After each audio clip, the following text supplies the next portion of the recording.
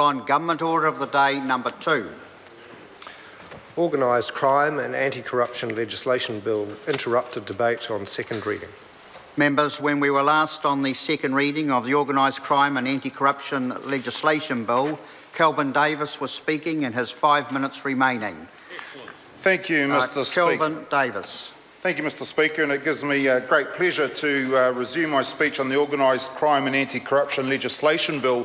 Mr. Speaker, there's two parts of that bill that I'd like to touch on. One is around human trafficking and the other around what is known as facilitation payments. And there are two members of the National Party right now, Mr. Speaker, that should be feeling pretty sheepish about themselves, pretty embarrassed.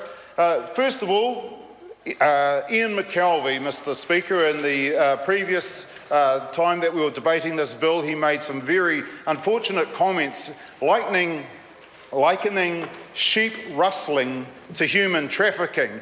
Now, Mr. Speaker, we've got a new name for Ian McKelvey. It's now Ian, also known as Russell McKelvey, to even suggest that sheep rustling is anything like human trafficking. And we just need to look on the news. We've seen on the news in the last day or so the effects of human trafficking in Malaysia, where people have been trafficked, they've been tortured, they've been murdered, they've been left buried in the jungle in Malaysia, Mr. Speaker. That in no way compares to sheep rustling. And I'm sorry for all the farmers whose sheep do get stolen. That's unfortunate, but there's no way on earth we can compare sheep rustling to the effects of human trafficking, although I do have to say, Mr. Speaker, that the picture painted that I just painted around the human trafficking in Malaysia is the worst side of things. It actually goes on everywhere, and it's not always that nasty, but the effect it does have on people's lives is terrible, and this bill actually makes it a crime to traffic people within a country, not just crossing over borders. And it's about the exploitation of people for various reasons, such as slavery, sexual exploitation. There's a whole heap of things, Mr. Speaker, that do happen in countries such as New Zealand. It's not all about people being trafficked across borders and being tortured and murdered and left to buried in the bush. The second National MP that should be feeling a little sheepish with himself is none other than Murray McCulley, I should say. Old Murray was left looking and sounding pretty silly in the House today with this whole deal around the sheep farm for some Mr. Al Khalaf, a Saudi Arabian sheep farmer.